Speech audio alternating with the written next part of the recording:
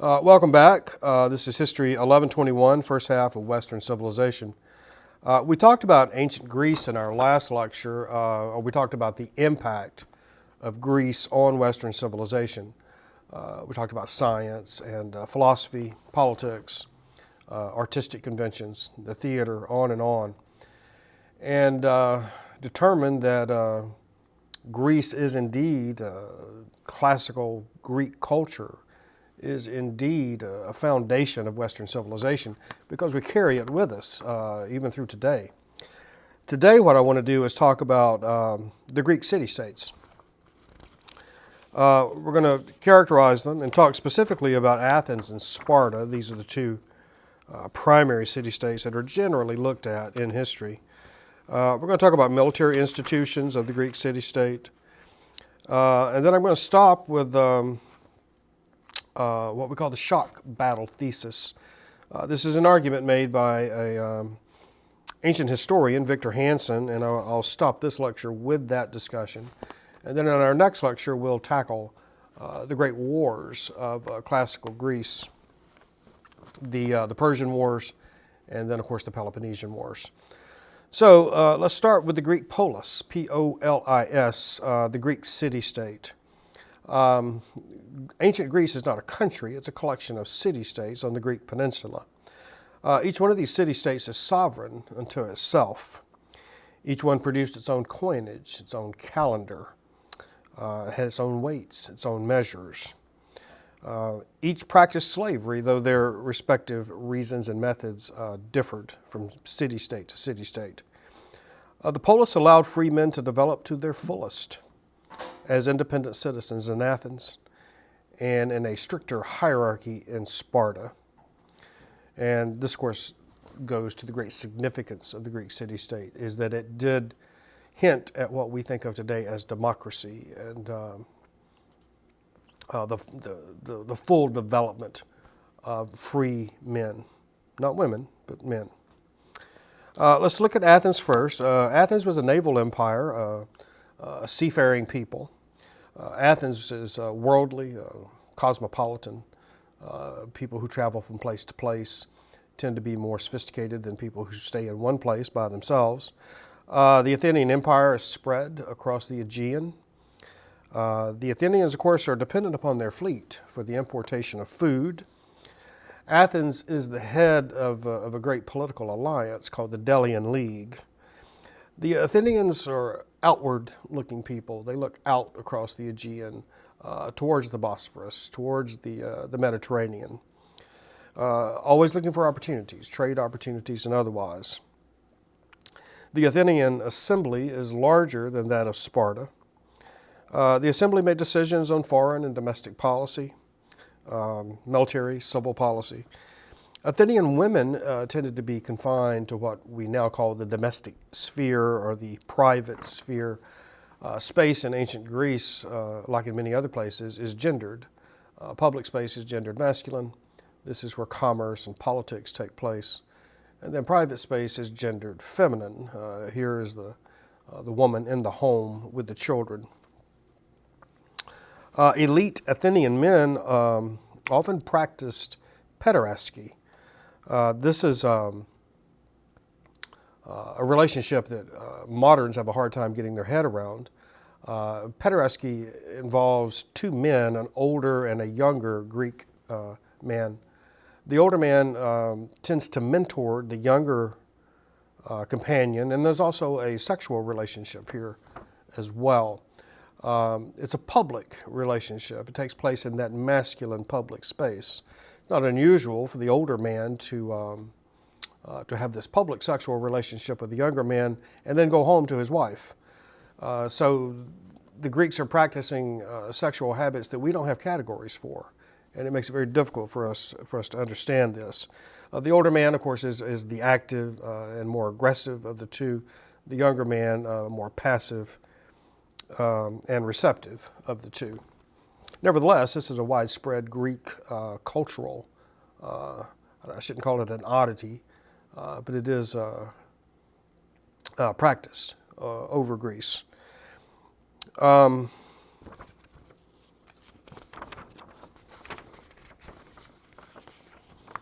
Now let's look at Sparta for a moment. Sparta, of course, led a Greek alliance called the Peloponnesian League, the Athenian Delian League, and now the Spartan Peloponnesian League.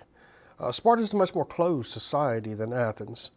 Neighboring Messenians, fellow Greeks, had been reduced to slaves by the Spartans. These slaves are called helots. These helots farmed the land, provided food for the society. In the meantime, Spartan men practiced the military arts. Sparta tends to elevate the society, the community, over the individual. Instead of stressing individuality, they stress the common good.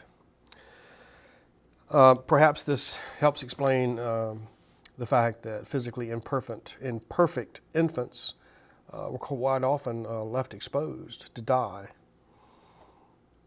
Spartan boys are taken from the home quite young, 7, 8 years old, and they spend an extraordinary amount of time practicing the military arts, drilling, and practicing the occupation of a hoplite, part of the Greek phalanx that we'll talk about in more detail.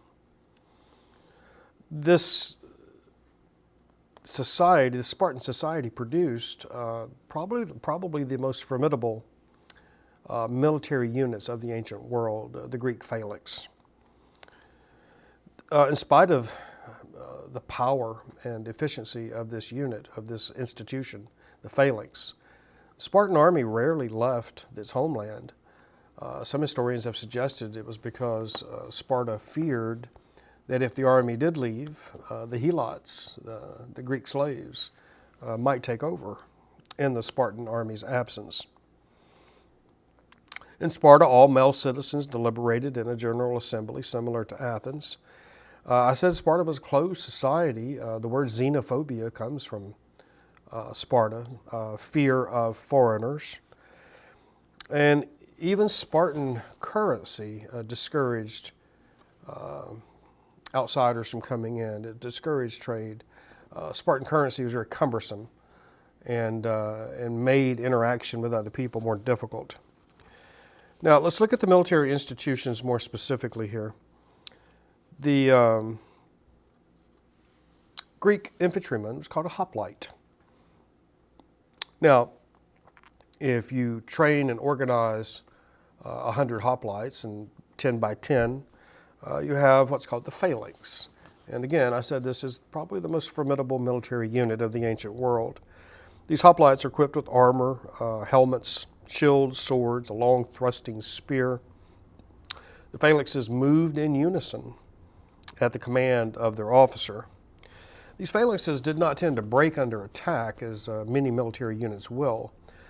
Their long-term training, their sense of not being individuals in a unit, but being sort of an organic whole.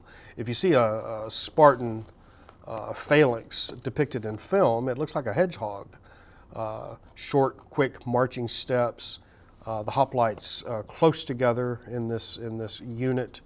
Their shields covering the left portion of their body and the right portion of the man next to them.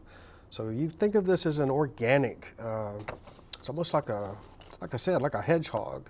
They're long thrusting spears, waving to create a whoosh whoosh sound to intimidate the enemy, and highly trained, highly motivated, under the command of their officers, able to turn on a dime, able to split the unit apart if necessary, then bring it back together, able to turn and meet an enemy attacking their flank.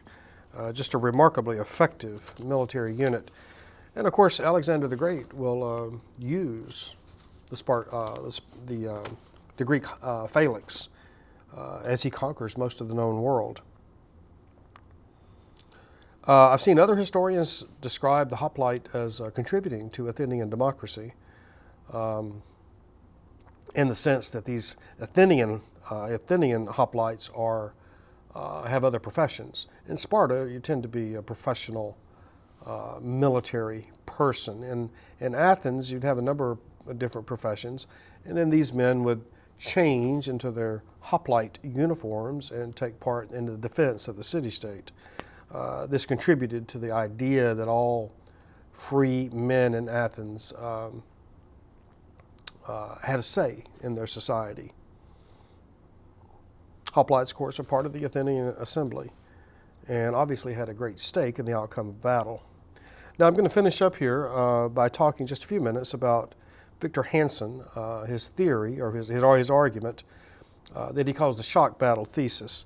This argues that Western armies defeat Eastern armies because Western armies have soldiers that have a much greater stake in their respective societies and therefore in the outcome of battle.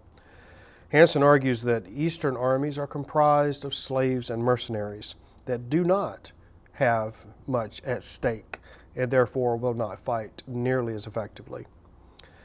Hansen argues that Western armies are comprised of citizens who not only want to defend their land, but want to do so quickly so that they can get back to their respective businesses. Hansen argues that Western lethality is due to the shock, both materially and psychologically, delivered to the enemy. According to Hansen, the Western style of war, the shock battle, begins with the Greeks. Hansen argues that the idea of annihilation seems a particularly Western concept and is quite different from the ritualistic fighting that we find in the East. This is clearly a quite controversial argument when it was made 20 years ago or so, and remains controversial. It attributes to culture the effectiveness of military institutions. And we'll follow this more as we go forward in the course. I'm going to stop there for this lecture. In our next lecture, we'll talk about the great Greek wars of the 5th century BCE, both Persia and the Peloponnesian War. Thank you.